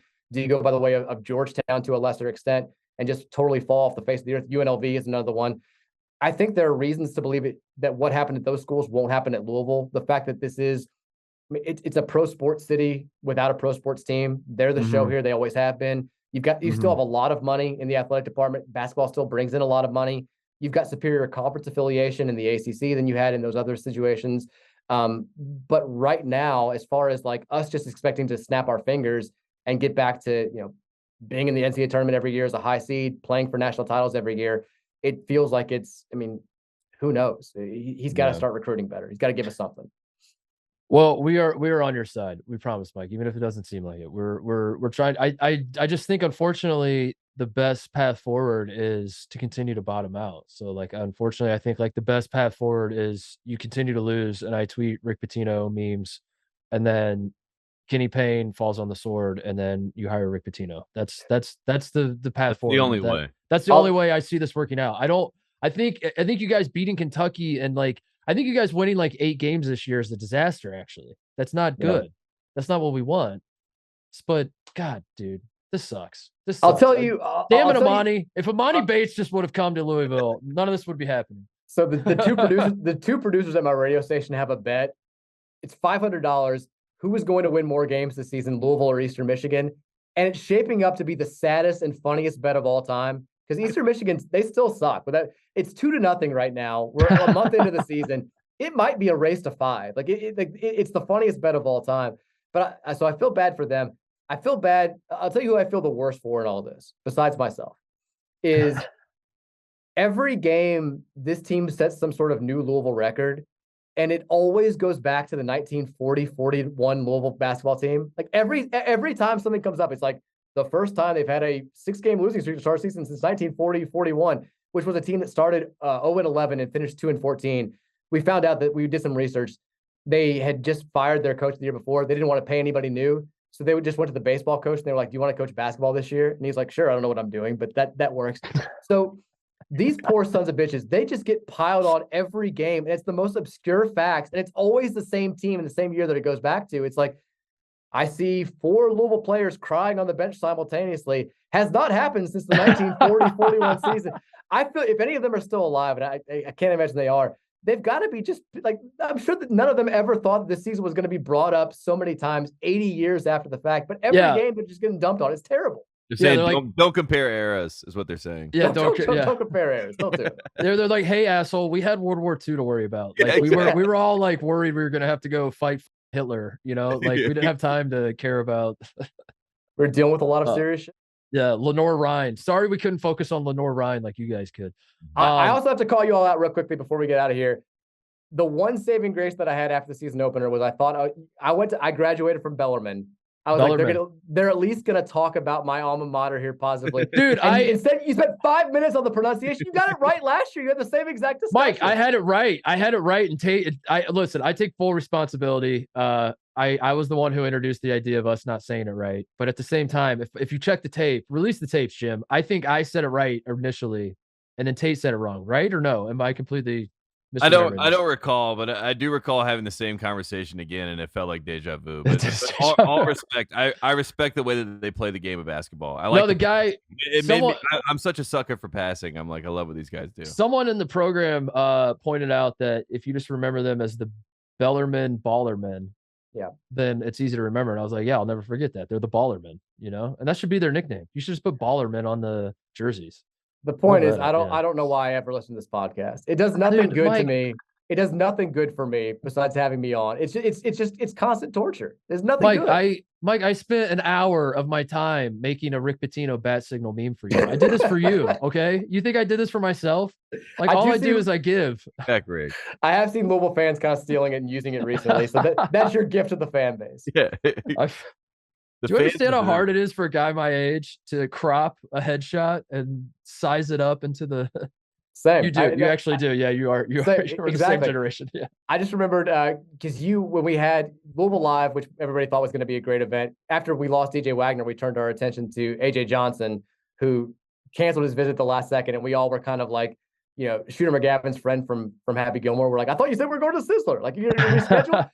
But I was thinking about you because we had Jack Harlow come back in and host the event and do the whole thing. And I remember you texted me like a few years ago when Chris Mack took a picture with him, and you're like, I don't know if I'm just, who is this person? I don't know if I'm the old guy. It was the first time since getting in my 30s where I was like, all right, I'm a younger guy in this situation, even though you're a couple years younger than I am. And it made me think of you, like Jack Harlow in Louisville basketball. Is Jack Harlow ruining Louisville basketball? That's another take. Whoa. Yeah, where's Jennifer Lawrence? Maybe she's the only one that can save us. Yeah, Jennifer Lawrence. Back. You can't. We need her back at games. Bring her back. And you know what? You know what I'm gonna do for you, Mike? I'm gonna do this just for you. I'm going to spend the rest of the day making a bat signal with Jennifer Lawrence. She's the Ashley Judd that you guys need. I can't wait to steal it. All right. His name is Mike Rutherford. He does his radio show from, 3 to 6? Is that when you're on 3 hours every day? Dude. Every day. Same damn topic. Same damn topic. I was enjoying it a lot more like a year and a half. Yeah. Brom, how do you say his name? Brom. Jeff Brom. He's coming back. Well, Steve Prohm messed me up, like that broke my brain when Steve Prohm went to Iowa State and then Jeff Brom's at Purdue and then, he's coming, right? You guys are getting him. That's good. I feel good about it. We'll see what happens. All right. Yeah. But also, last time you signed off from this show, we were high-fiving about all the things that were gonna happen. So you know what? Forget I said anything. Mike, you're the best. All eyes on December 17th. The nation will be watching. Yes. I'm also gonna do this. Whatever streaming service that game is on, if it's on like ESPN Plus / Florida A&M and I have to pay like $24.99 to watch it, I will do that for you. I'm going to try to watch that game, whatever it takes. If you remember nothing else from this interview, remember this. We're not losing to Florida A&M. Mark it down. Do whatever. This team's not losing to Florida A&M. The Rattlers don't want it. We're coming. I love it. All right. You're the best, Mike. Thanks, Mike. Thanks, guys. All right. Thank you to Mike for joining us as always. Yeah. All eyes on December 17th. There it is. I'm going to be there. I'm going to be watching. That's when Carolina and Ohio State play. I just realized. So so if that game is going like I expect at this point, I will be watching that game on my phone. I will be in Madison Square Garden. I will be on my phone watching Florida A&M Louisville, and people were like, "I thought this guy was the Carolina guy." It's like, no. Can you imagine us sitting courtside watching at Madison Square Garden? We're on like press row courtside at Madison Square Garden. Our alma maters are playing. And we just have our laptops turned up, and we're watching Florida A&M and Louisville. and we're going crazy over it, and people are upset. So confused. Yeah. Well, hey, look, we're dedicated. We're dedicated journalists. Shout out to closeouts. Let's wrap this thing up. Yeah, I wanted to shout out the USA soccer team. That happened this weekend, this Saturday. It feels like a lifetime ago, but I mean, great effort against the Netherlands. I thought that they, had some great opportunities, especially early. Pulisic, I guess is how he had the moment early in that game. I thought we were gonna have glory, but I think he thought he was offside. I think he half-assed it because he was like. He did, and he was clearly onsides. But it was one of those moments where you're like, "Oh no, we can't waste those kind of moments." But I actually feel good, and like I know a lot of people are like, "Well, we've said this before as Americans." I've never felt good before. Oh no, dude! That's what, like I've never felt this good. The easiest way to reveal yourself as a casual is to talk about 2014 and how we've regressed, because in 2014 we had a shot to beat Belgium and go to the quarterfinals, and this year we lost 3-1, and they're not even close to the same. They're getting worse and all that. That just tells me you didn't watch either game. Like in 2014, Belgium was 5 levels better than us, and Tim Howard was just a maniac. It felt like a joke that we were in the game. It was like, wow, this is actually a fluke that we are playing against these guys in an actual meaningful game that is the knockout round. Yeah, I mean, this time around it was like, wow, if things, if some things go our way here, we could have actually done something. We just didn't make shots. We just didn't make shots. It comes down to that. We just can't make shots. No, it is it's nice to be frustrated. It's nice to feel like we were right there, but we just don't have like the final piece or the final whatever. Versus like, well, looking back on it, they were way better than us. And we were lucky to be in this position anyway. Exactly. So I'm with you. I do feel optimistic, and I get that like the soccer casuals are rolling their eyes and they're saying that this is every 4 years with USA Soccer that we're always optimistic and always. But dude, look around at the World Cup, man. Like all these, like as it turns out, like the Germany hasn't even made it out of their group the last 2 World Cups. I remember not too long ago, Tate, Brazil, the team that just beat the hell out of Korea today, on their home soil, lost 7-1 to Germany. Yeah, they lost 7-1. It was that was one of the biggest beatdowns I've ever seen in the sport. Insane. Yeah. But like, look at all these other round of 16 games that have been going on so far, with the exception of like Japan, Croatia. It sort of feels like one team has outclassed the other one by a mile. Like it's so. My point is, it's not like I'm not trying to be a hang the banner for a Sweet 16 type guy, but at the same time, like a little perspective is nice, and realizing, as it turns out, like this is extremely hard, and just assuming that if we don't make it to the quarterfinals, we suck as a soccer country is not exactly fair, and you have to have like more context in that. Now, granted, it is frustrating that like we get the ball kind of close and no one wants to shoot it, and they just want to like walk it in or like dink and dunk their way until they they look like me when I'm playing FIFA, when I'm trying to like throw alley oops to guys to like dunk the ball into the net instead of just like shoot it, dude. Just shoot it and see what happens. But it's so nice not to be playing like the traditional ugly American soccer where we basically just kick it deep and try to outrun the other team. Yeah. I mean, that was like what it was for so long, and it was so frustrating. And the fact that we actually play with touch, and we actually play with pace, and we actually play in control, and right. I mean, it's just it's so encouraging. And we're the most American soccer goal that when I think of US soccer, the one that stands out to me as like that is US soccer, was Josie Altidore against Spain in the Confederations Cup, when he just posts up at the top of the box, gets the ball with his back facing the goal, and then just like muscles his way towards the goal and then just blasts it past the goalie. And on the one hand, you're like, that was so freaking badass. That guy kind of looked like what all these people that talk about like, what if LeBron played soccer? Like that felt like the closest thing to LeBron James playing soccer, But then on the other hand, it was like, that was just pure strength, and just like he was playing football. He's just like elbowing dudes out. Like like there was no skill really whatsoever. It was just pure brute strength, and smashed the out of the ball past the goal. Like, because if I remember right, it hit the goalie's hand, and he hit it so hard that it like just went through the goal. It was a ripper. Yeah, he just. So anyway, you're right. Shout out to the US team. I'm fired up for 2026, man. It's gonna be right. Fun. I'm fired up for the years in between now and then. By the way, yeah, exactly. And I'm now fired up for the whole run up, dude. And now we Copa know America. Let's go. Yeah, exactly. Like this, it's great that the guys that had been pegged as the stars of the team actually are stars. You know what I mean? A lot of times in American soccer, we've had, we have Freddie Adu syndrome, where we love crowning people and then they're not actually that guy. We have that in Christian. We still have to find a guy up top, a number 9, a striker, whatever you want to call it. But I think that we have a way better chance of finding that guy in these years than we ever have. And then behind him, we have a team that actually has talent. Finally. Yeah, everyone's like, this is the exact same as it is. This is the same it's always been with US soccer. Dude, we used to like look to the Kansas City Wizards for a striker. Like if we needed a striker, we'd call the Kansas City Wizards and be like, you got any Americans coming up in the pipeline? Yeah, exactly. Like now all our players are like actually playing on in Barcelona, overseas, Chelsea, and exactly. All of our players are in academies, which is all we've ever wanted. That's all we've ever wanted, dude. And so don't tell me that it's the same. And there's guys that like now have a choice. Like they're like, I could be, I could play for Belgium or I could play for the US. It looks fun to play for the US. And right. I know a lot of people were going after Berhalter, saying he's such a horrible manager or whatever, but all the players love him and they play hard for him. So yeah, I do enjoy that, He was the Columbus Crew coach forever, and I liked him when he was. But if I'm being completely honest, maybe that's probably the level he should. Yeah, exactly. I mean, a little bit above his pay grade, but at the same time, yeah. Like, I don't know if a manager helps them get over the hump against the Netherlands, even though I'm glad that they were in the game. Somebody called Kai Kamara. He was great for the Crew when Berhalter was there as a striker. He was putting a lot of goals. He was putting a lot of balls in the back of the net. That's who he brings on. Yeah, bring in Kai Kamara. I want to shout out friend of the program, Michael Avenatti, who was sentenced to 14 years in prison. I'm not a lawyer. I don't know how this all works, but it's bullshit to me, Tate. I don't remember what he's in. What's going on. If he's in it for 14 years, then I think Duke should be in there for 100. I mean, if you're just doing the math, because he wasn't that part of the whole deal. I don't remember what he got in trouble for. Why he got sentenced at all. All I know is this man once upon a time tweeted during the FBI scandal and Duke ... And for that reason, he's full immunity. If you elect me president, I'm granting a pardon to Michael Avenatti. That's one of the first acts as president is pardon Michael Avenatti. Yeah, he's my Kodak Black. I come in and I'm like, get Avenatti out of there and let's hear his side of the story. Let's let him write a book.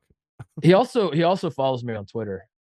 that might not be a good thing. You might be. I don't think it is. Like and I think if I remember right, I don't think he follows that many people. It's not like a deal like a John Cena, who follows like 205,000 people. Hey Diggs, one of those people too. Yeah. Michael Avenatti. Yeah. He follows 2,186. Oh, you're fine. That's still a lot, but like, I mean, I'll never forget that day when that notification came through that Michael Avenatti he appreciated followed you on Twitter now. He's got to find the good press. Dude, he tweeted. Well, the other part is like all of his tweets that he fires off are protected. So people Michael Avenatti follows or mention can reply, and that's it. And I'm one of those people, dude. So I get the little thing that says at the bottom, you can reply to this tweet. I've never replied, but like maybe reply. Maybe reply and say stay strong, # friend of the program. Stay strong, friend of the program, # raw deal.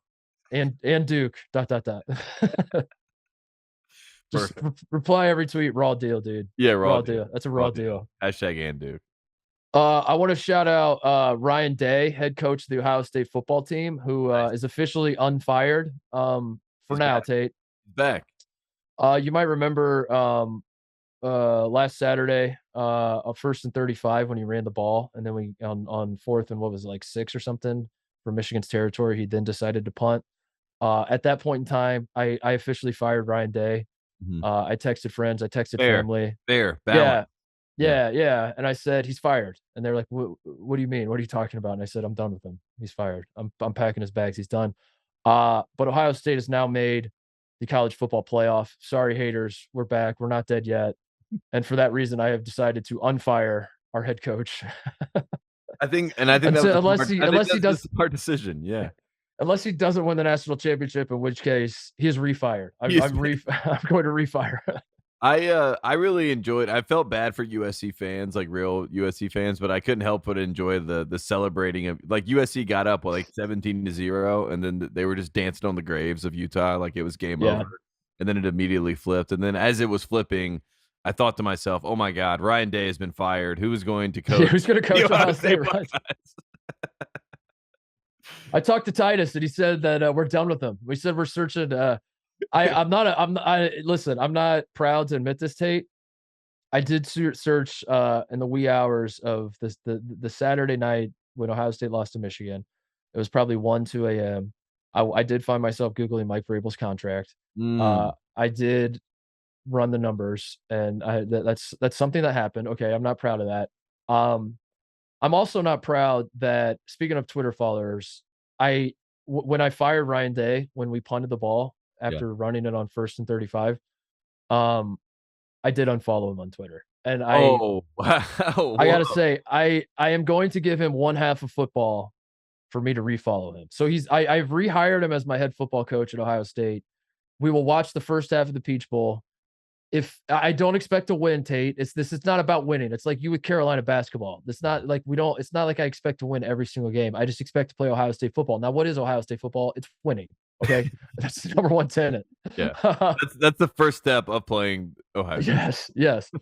So we're gonna watch the first half. And if I feel like we're playing Ohio State football, I'm gonna refollow. I'm sorry, it's a cold world, but we pay you $10 million. And that was when I knew I was really down bad as an Ohio State fan, is when I hit unfollow, and it said, "Are you sure you want to unfollow Ryan Day?" And I was like, "Yeah, I am. You know what? I am." And it said Ryan Day still follows you, and then you're like, "Oh, no, I hope he doesn't see this." Joel Klatt, I saw Joel Klatt, company man, comment here, but I saw Joel Klatt put a video out, and he's like, the one team that Georgia would not want to see out of all the teams that could have been the 4 seed is Ohio State, right? They do not deal well with vertical threats, and this is Ryan Day's moment, because bubble screens are not vertical threats. So let's not throw bubble screens. Let's throw the ball deep. Marvin Harrison the- Jr. is wide open. Please throw him the ball. And I think if I'm Georgia, I'm actually mad about this matchup. But in a year that North Carolina played Duke in the Final Four, I think it's only right that Michigan plays Ohio State for the national championship. Dude, that would be crazy, wouldn't it? I think it's a great year for sports. It's a great year for the best rivalries in each sport. So in my mind, I see a world where it's Michigan and Ohio State in the national championship. It's the hope that kills you, Tate. It's the Yeah. hope that kills you. Yeah, And I'm back to having hope. And I was definitely one of those guys that when we lost to Michigan, and my family that didn't go to Ohio State, they were like, I talked to my dad. He's like, well, you guys would be all right. You still have a path to the playoff. And I was like, Dad, I don't want to make the playoff. I don't want to watch this bullshit team play pansy ass football, and get run up and down the field. I don't want to have to care again. It's the hope that kills you. I don't want to have to hope again. Yeah. But I'm back. I'm hoping. I'm here. As it turns out, I was full of because I've unfired Ryan Day, and I might follow him on Twitter again. So that's how real this is getting. I love it. I love it. They're back. I want to apologize to Fairleigh Dickinson. During the fraud power rankings, I was talking about Loyola, I believe. I said Loyola, Chicago, who lost to DePaul, by the way. Sister Jean is on bandwagon watch for sure right now. I said that they lost to Fairleigh Dickinson, who was one of the worst teams in Division One, and someone within the program, as a friend of the program, Tate, reached out, DM me to say we are, quote, not that bad. So that's the scouting report on. It was like, Titus, I understand why you think he's like, we're encouraged by the team right now.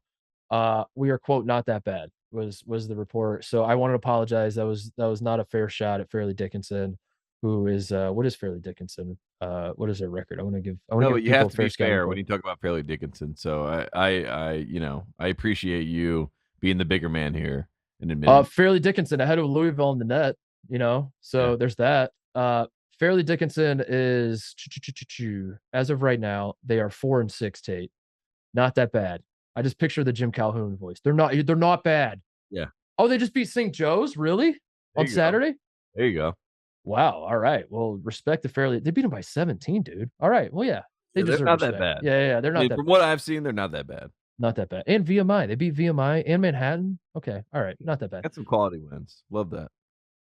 Is there anything else? I want to shout out Ohio State women's ice hockey team, I guess. They beat Minnesota Duluth, defending national champion, or the Buckeye women are defending national champion state. I was watching their the Reagan Kirk is her name, our goalie. She lost her glove at the end of the game and was playing goalie, Tate, as Minnesota Duluth pulled their goalie for the onslaught of shots to try to tie the game. Our goalie played the final 20 seconds with no glove on her hand. So shout out to the number 1 ranked Ohio State women's ice hockey team and the number 3 ranked now Ohio State women's basketball team. Fired up about that. So there you go. Yeah. That's it. That's all I have. Yeah. One last shout out. Shout out to the UNC women's soccer team playing in the national championship against UCLA right now. So I don't know what's happening in the game, but it's happening in Cary, North Carolina right now. Oh, really? Roy Williams is at the game. Yeah. North Carolina versus UCLA for the national championship. Just beat Florida State in the Final Four. Florida State kind of that's awesome. Taking our spot. They were trying to be the new cream of the ACC, but we're top dogs again. We're back. But last time we were in the title game, we lost to Stanford. Pac-12 team. So I'm based on everything that's happened for Carolina over the past 2 weeks or so. I'm guessing they're going to lose, but I'm going to knock on wood and hope that they get this win. Just hope. Do you have a good striker? I think we have a good number 9. I think we have a strong. Top. I love Alexi Lawless. Like his verbiage. Like if you're watching Fox, like it just eventually it gets in your head, and you can't talk about it any other way. And yeah, it's so you're funny. Right. The amount of times that Alexi Lawless said we need a number 9, I can't get it out of my head.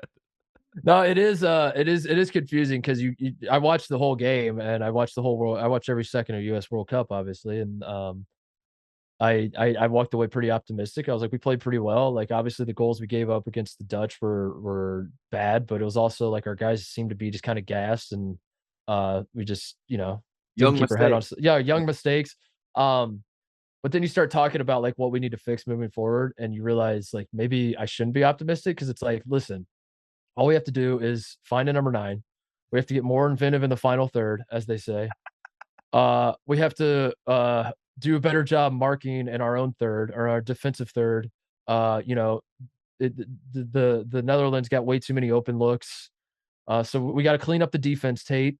We got to clean up the striking.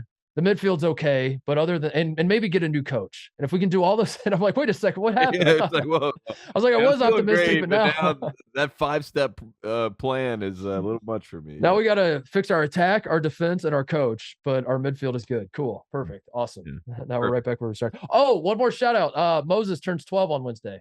Happy birthday, Moses. My dog turns 12 on Wednesday. So yeah, he's boy, I love that dog.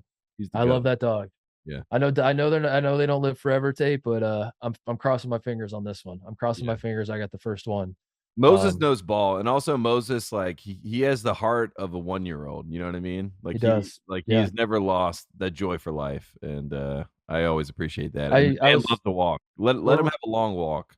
We're recording here at home. We're doing this remote. We're not at the studio because I'm sick or whatever. But I was hoping he'd be here. He's usually when we record here, he's usually sitting on my feet. I was gonna have him bark and say hello to the people, but he's not here. So unfortunately, we're gonna have to wait. He's outside. We're gonna have to wait. Yeah. But happy birthday to Moses. All right, that's the show. We will see you guys later this week.